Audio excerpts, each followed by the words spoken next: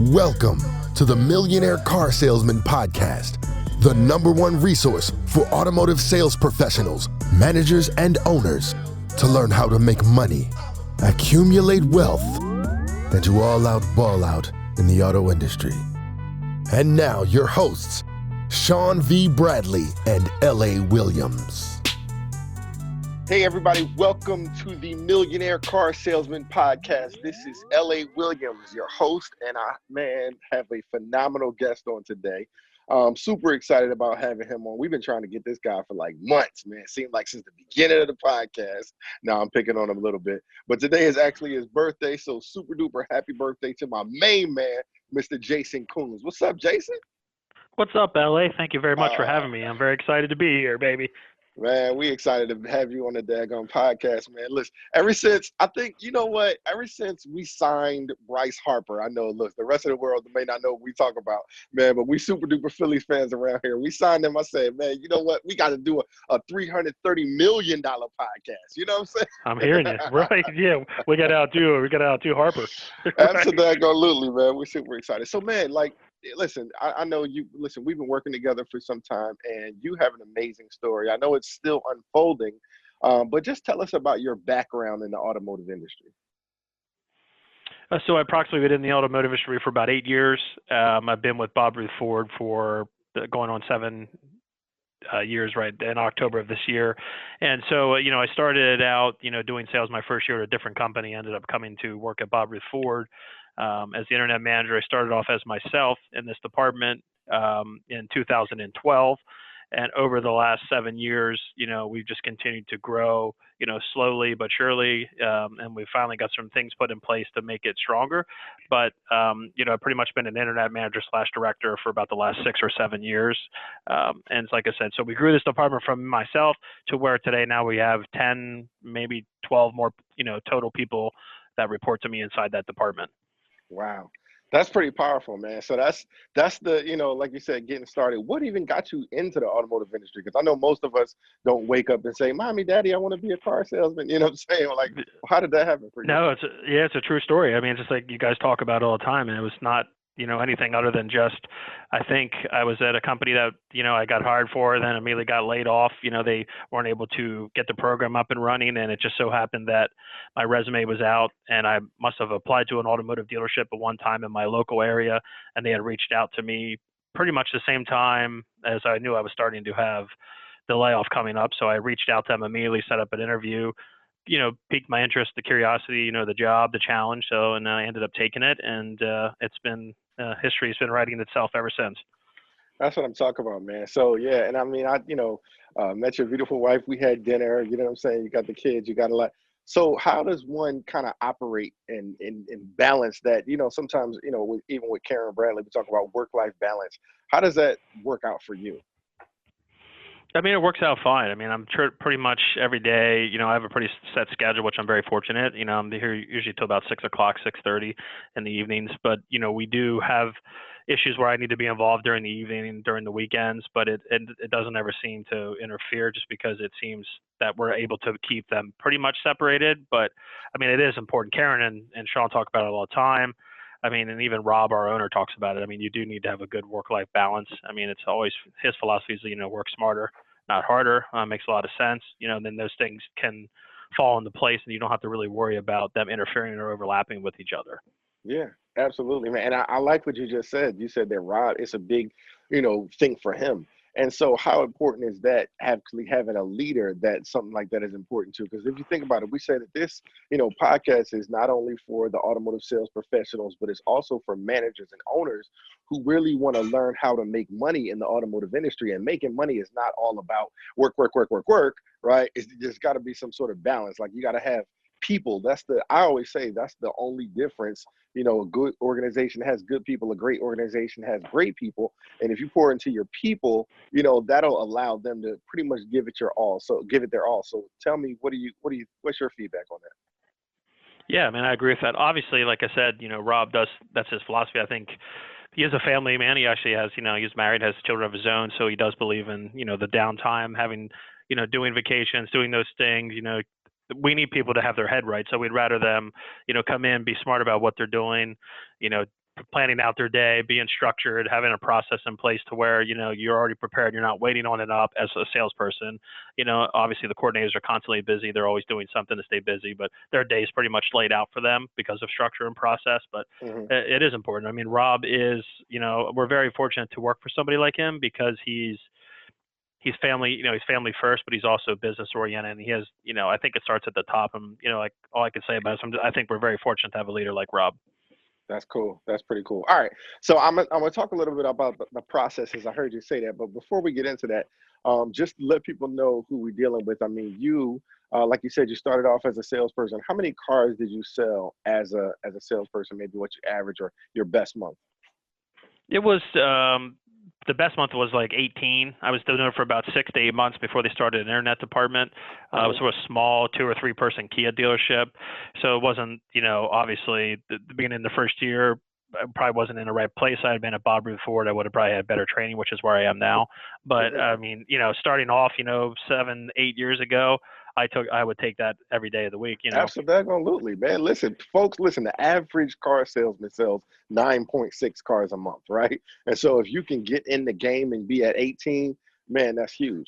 So what did that mean for you financially, being able to do that and then transition that from what made you get into internet and, because you said 7 years ago, what was the thought process? I mean, the thought process was good. I mean, the pay structure at the previous place was kind of like set up for you already, pretty much like a salary plus a per car bonus. So you could level up and, so that was nice. But the internet offered me the ability to talk to more people, the more conversations I feel like I had with customers over the phone. I feel like I could really sell them value on why they should come to our dealership at the time. And I feel like out of all the options, I feel like I was going to excel at it. And, obviously I don't think I was wrong so far. So, yeah, looking at the daggum numbers, man, I've been seeing them on Facebook, man. Y'all been rocking and rolling. But let's not talk about that. Talk about in the beginning, right? How many cars did your department sell?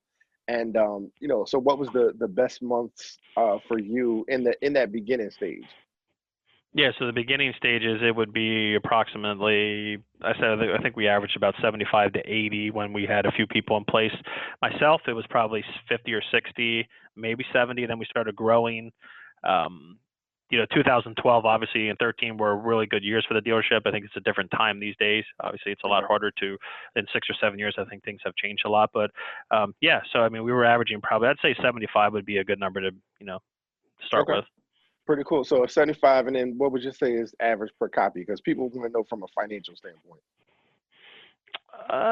2,200 to 2,200 would be. That's been pretty consistent over the years. Yeah. Yeah. So that's over $150,000 a month that you were making, and so that's beautiful. So now you grew it, like you said, you grew it, and I heard you guys hit some pretty record numbers. Talk about what's happening now. Yeah, so obviously things have changed. Like I mentioned earlier, we're at 10, and we're looking to grow to probably, like I said, anywhere from another 2 to 3 people at this point. And so in February of 2019, which is a couple months ago, we hit 145, and I've been setting a goal of 150 just because I knew we were meant for that and we were going to get that. So last month in March, we hit 154 sold units out of the internet department, and and right now we're tracking to beat that number for the month of April. Nice. That's what I'm talking about, man. And that's what it's all about. It's about constant, continuous growth. And I heard you earlier when you said it's about processes, because, folks can get lucky and, have a little spiky month and things like that. But what is it? What are, some processes, or what are some things that you put in place to just pretty much foster that growth and keep it going?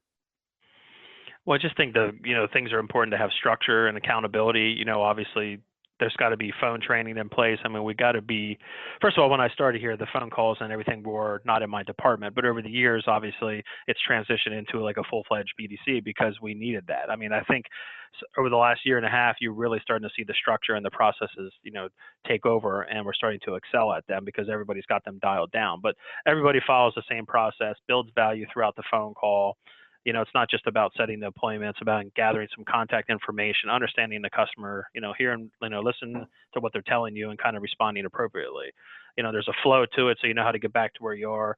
Obviously, we use the Vin Solutions as our CRM, and so we have a good process with that set up. You want to make sure you're responding to your leads within a certain amount of time. I require the coordinators to make, no less than 120 calls per day. So that keeps the structure in place. So that changes everything. I mean, just the phone calls itself. But there's a lot of other things. But I mean, I think that's, some of the basics that certainly helped that weren't there even when I started doing it myself.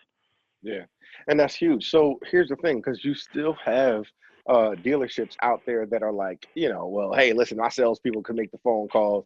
And you just said 120 phone calls a day. I don't know any salespeople that, look, folks struggle to make 50 calls a day. So what do you say to somebody that's kind of stuck in that thought process? They're like, I think the salespeople, they should be the first contact, or the salespeople, that is their job. And, internet maybe can follow up or something. Like, what do you say to somebody that's thinking that way? Well, I mean, I disagree to that thought process only because we've been doing the exact opposite here. But when I started here, we were using that thought process. It was just myself, and then we grew to another person and two more. We were starting to realize that after 2 or 3 years of just phone call, listening after phone call after phone call, that it just wasn't working. I mean, salespeople are great with people in front of them, and that's what they do best. But the problem that we started having, and we listened to phone calls, is that they were just kind of, when I use the word cherry picking almost a phone call, almost talking the customer out of coming in, understanding, trying to talk about their credit, which that had nothing to do with, the conversation. There was no flow to a conversation. I mean, you were almost hearing somebody talk the person out of coming in, which finally got to the point where we said, hey, okay, now we realize that we can't do that anymore. Wow. Okay, so basically what I hear you saying is one of the keys to your success is allowing people to do what they're best at. That's just such a crazy concept. Yeah. Right. Yeah, that makes perfect sense, actually. Yeah. It's wild. All right, cool. So talk about this. What are some of the keys that you say in making money in the automotive industry? What are the keys to the successful financial side of the game? Well, as far as, I think if you're a salesperson, I think you need to I think you have to be structured. You should probably be, I would think you want to be organized. You want to understand your customers' needs. I would probably work with like a needs assessment form when you're, talking to customers about understanding what they actually want versus what they, need, and hearing them out, being on the same page. So when it comes time to, presenting or showing a car, you kind of already built value around their value and needs. Okay, cool. And then maybe from a management or perspective also, what are some of the keys? As far as like my position, I mean, the thing is I just push my team. I mean, and we have a lot of fun, which, you've been here a couple times. I mean, so we are a lot of fun, but I mean, and we take it serious. I mean, I think there needs to be respect on both sides of the street. And, if we work together as a team and I push them, we need to listen to what they're saying, understanding our employees. Each of them have different skills sets and mindsets and thought processes, but if we can just guide them to what they're taught and what we know that will work, everybody will come together, and it's just almost like a perfect locomotive, because I mean everybody's doing the same thing with the same goal in mind. Right. Cool. So now here's the thing. I was actually just watching Kevin Hart's Irresponsible tour, right? And I saw it live, but when he did it in London, he did a little different. One of the conversations he has, he talks about how mom is responsible for certain stuff, and but dad is responsible for fun. You know what I'm saying? It's almost some fun, ladies. Y'all just not fun. I don't know what to tell you. He said, but fun is just, it's not easy. You gotta kind of manufacture fun. So I heard you say that you have fun. How do you do that? Because, and I'm gonna say what I say because I've been to departments where all of the coordinators, people are bought in, everybody's having fun, they're doing their thing, and then I've been to places where it's just like it's stale and there's no character to the department. So how did you get that, and maybe some key specific things that you do to keep it interesting in the department? Because you're making 120 calls, that's a lot of calls.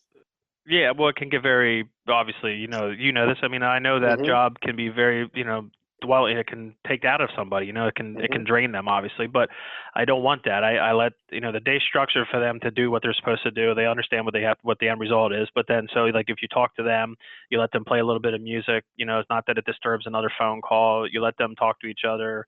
you create up hype, you start talking about other people beating them, and then I post numbers on the board so they can actually see the numbers, and it's created this competitive spirit between the four coordinators, which is really cool.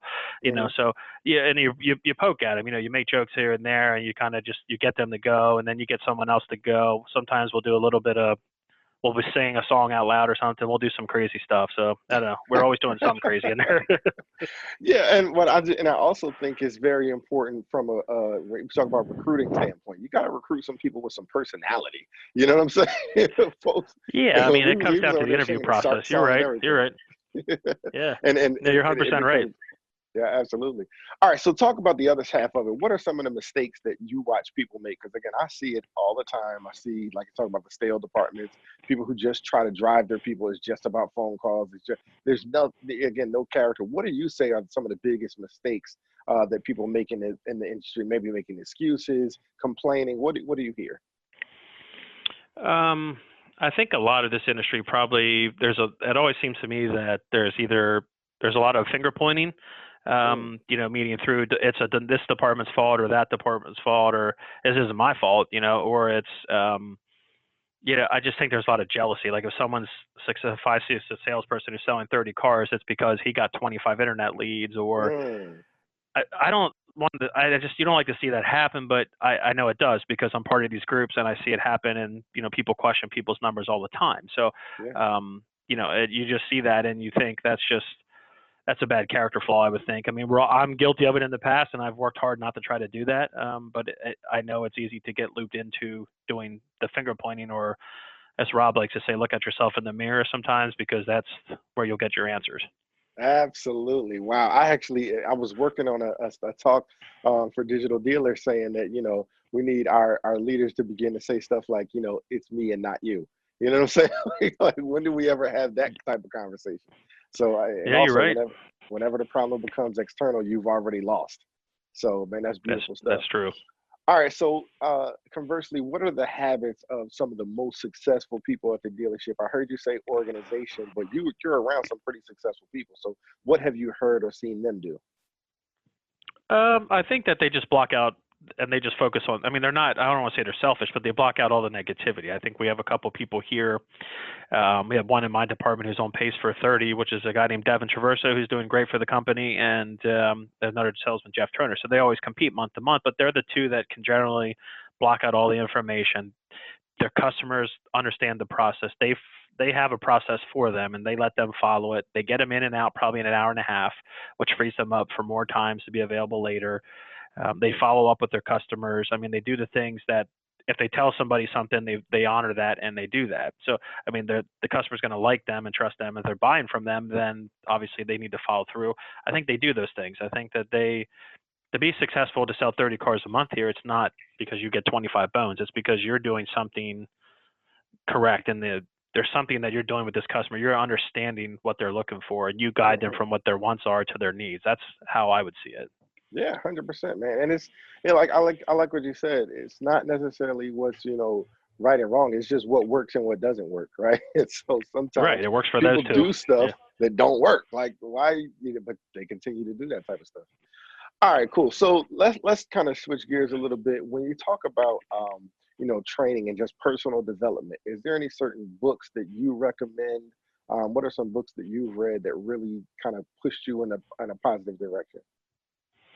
I've read the book, Going from Good to Great, which is one of the other managers here had provided to me when he started here. Rob is a newer sales manager. I'm forgetting the book. I think it's How to Sell 100 Cars in a Month. By I'm forgetting his name now. Yep, I know what you're talking about. Somebody actually just brought that one up to me. Yeah, so and obviously I've seen The Secret on. I watched that with Rob Ruth, the owner, in his office one time over lunch. Which is a great thing on Netflix. Everybody, which I know you talk about every time you guys go to a dealership, but I have watched that. So those are some of the things I've done. Awesome stuff. Awesome. Good. And all of those are huge, and they're just organizational things. Like you said, from good to great. You had to go from good to great to go from 75 units a month to over 150. And listen, and you're still growing. You see what I'm saying? So it's like, listen, we're not there yet. Trust and believe. We're setting some new goals. That's all I hear you talking about. So that's some beautiful stuff. So now, when it comes to that whole 75 to 154, how important was training, or were you just able to like stick a bunch of people in a room and they just did No, I mean, obviously that's not. Yeah, I mean that's. I mean, we did have that, and we had that in place. I mean, I don't think when we didn't have the phone calls. I think the structure it was slipping away from us. From us, I mean my department, because we didn't have complete control of everything. Getting it? complete control of it, and then we had another small training in progress that, or in progress at that time, that worked out for us, but it just wasn't. We were looking for something different and more. But it's Hmm. very important, because you can't just say go here and do this, because that's kind of how I think like people in the industry that have been in for 20, 30 years. That's how they tell you they were trained. Sit Hmm. there and call. Well, self-taught, I don't know how much that, I mean, it'll work, but obviously you better, like you said, read books, you better watch videos, you better follow the best trainers online and understand what they're trying to teach you. Yeah, I mean, and I say it all the time. When you're by yourself, all of your ideas sound great. You know what I'm saying? So you need a team. You need some people to hold you accountable. You gotta, in order to really step up to the next level. So, what as a manager of your caliber, what do you recommend people train on? Well, I mean, for like my department, it was obviously, I think they should train on, listening skills. I mean, that's the first thing. I mean, obviously you're on the Mm, phone all day, so I mean, but you just need to understand what you're doing. Like, obviously I like them being trained on a phone process. There needs to be structure there, because otherwise the call could lead 50 different places. And the next thing you know, you're telling somebody the wrong things. And let's just stick to what we know and understand and we know works. Salespeople, I think that they, if they're training, they just need to focus on, probably closing skills, because or getting themselves in front of more people, because that's the two ways they're going to increase sales. mm, So I mean, they need to figure out a way to how am I going to train, or how am I going to get myself better. And so to me, I like to join, obviously I'm a part of a lot of these groups online. I'd like to just mhm. kind of, I don't usually chime in a lot, but I like to watch and see what's happening, see what people are saying, how they're training, who they're following, and what makes them better, because there's so much online now that I think that you could self-taught or self-teach yourself more now than you did 10 years ago. But I think the industry has changed completely that way. Yeah, and actually, I agree with what you're saying, but I don't know if it's necessarily self-taught.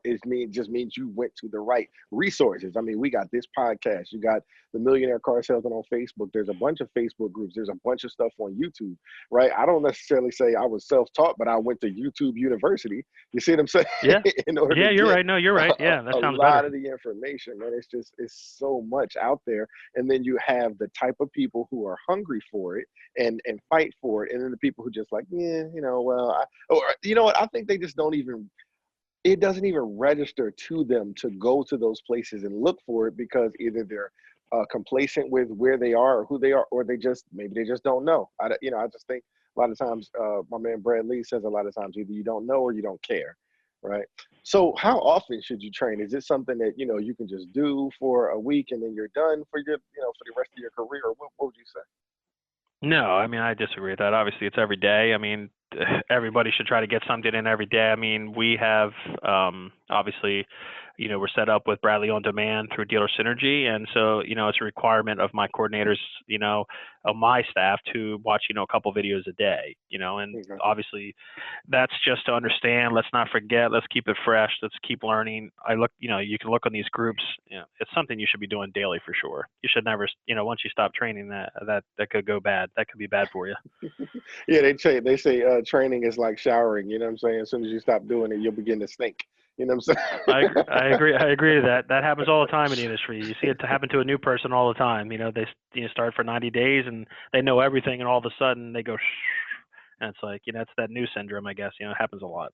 Yeah, because when people are brand new, they got a certain new person BS, right? We call it BS, but it's a belief system, right? Because when you have a belief system that says I can be successful, I can be successful, people think it's new.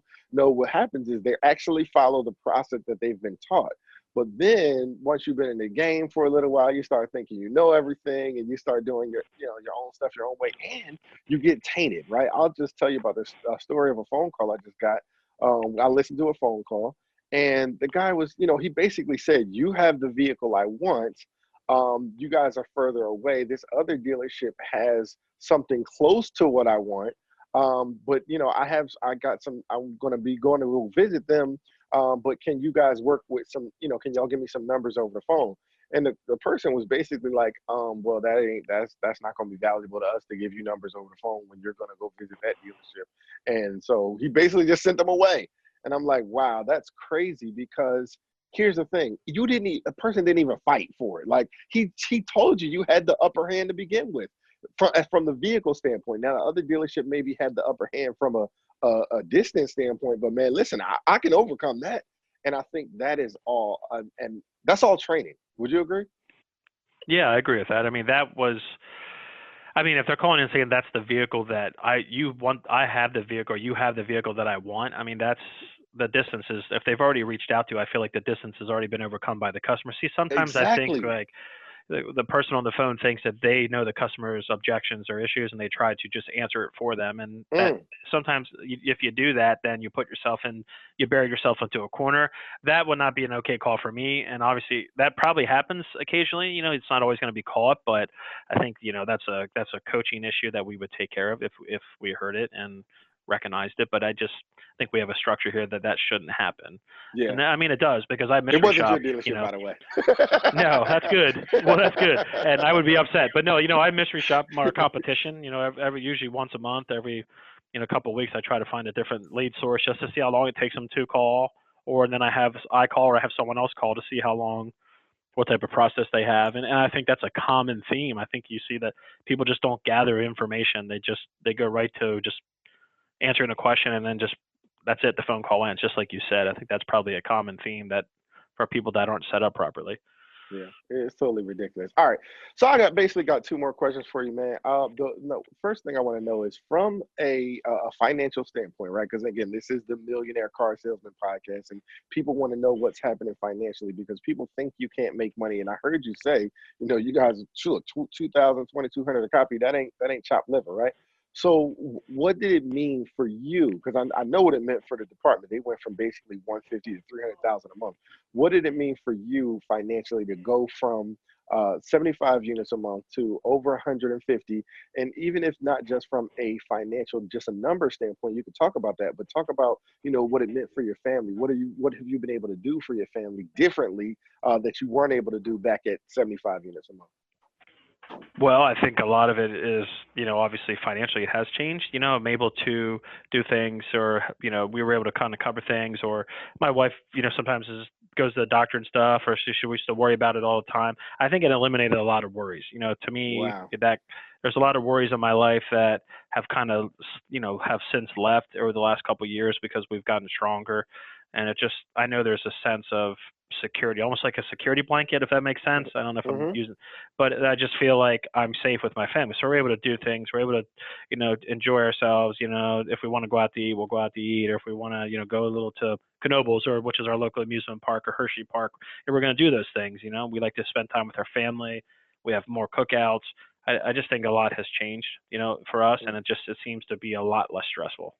Absolutely, man. It's crazy because people talk about money doesn't change things, and it doesn't change people, but it definitely changes things. I think that money in a good person's hand it's a good thing. Money in a bad person's hand is a bad thing, and so if you give a good person money, good things are going to happen. So I really love it, man. So I know you just said, and you talked about what happened for your family, but what do you love specifically about the automotive industry? What makes it special for you? I think for me, man, it's like well, obviously this whole thing is, now that we have structure, I think it's just there's a challenge to it. I mean, I think that this industry is looked upon differently, which we all know. I mean, people have their feelings because of 20 or 30 years ago. I just think, to me, every day it creates a challenge. It's a competition. I'm seeing people post, what their internet departments do online, and obviously in my mind, that as a competitive person, I want to beat that. I like that it's a competitive industry, and then each month we kind of start over and reset. So even if we didn't have our best month, we're able to move on to the next month and just kill it and crush it. So I just think there's a competitive edge to this whole thing, and it's kind of like great to do it as a team, but then also to be competitive against each other. Nice, man. And yeah, I say it all the time. The automotive industry is a marathon with 30-day sprints. You know what I'm saying? You got to be willing. You got to be willing to run the race. Yeah, it's a 30-day. It seems like we live in 30-day cycles. I mean, the month's over and you move on. So I mean, it's like, all right, what are you doing for me this month? I mean, that's kind of true, but I mean, you know what you're going to get from the consistent people, but that have the structure and the process. But it is pretty cool that if you had a bad month for some reason, it's kind of forgotten and you just move on. Got it. Cool. All right, man. So listen, think about who you're talking to. You're talking to the Millionaire Car Salesman listeners, folks that just, they've been listening this long and they really want to be successful. What's your closing statement to them, and what would you say to them to kind of send them, because they got a whole week, right, to the next podcast. So what would you say to them? I would say continue listening to podcasts like this with LA. Obviously, he's someone who I respect, and the guys look at his work ethic. I mean, even for someone who you work for, like Sean Bradley, there's another person who is constantly out there working hard, and he's successful. But is LA and Sean Bradley still training constantly? Yes, they are, right? You know it. So it's like those are people that, obviously you want to look in the industry, and you got other people like, Sean, Jonathan Dawson, Shaka Dyson. Those are people that you want to talk to, in the industry, see how they do. Those are people that are successful, that have set themselves up because they train properly, they're doing the right things, they're surrounding themselves with the right people. So if you surround yourself with positive people, I think then you'll end up having positive results. Absolutely, man. That's huge, man. So, man, you heard it from himself, man. Mr. Birthday Boy, Mr. Jason Koons, man. He'll tell you he's the handsomest gentleman in the industry. You know what I'm saying? Pretty sure. Off and on. That's funny. Listen, we have a daggone ball, man. So, listen, you guys have been listening to the Millionaire Car Salesman Podcast. Thanks for listening. We'll check y'all out next week. Peace. Ladies and gentlemen, if you like it, you love it, you want more of it, then don't wait for the next money show. Just go to bradleyondemand.com and take your career to the next level.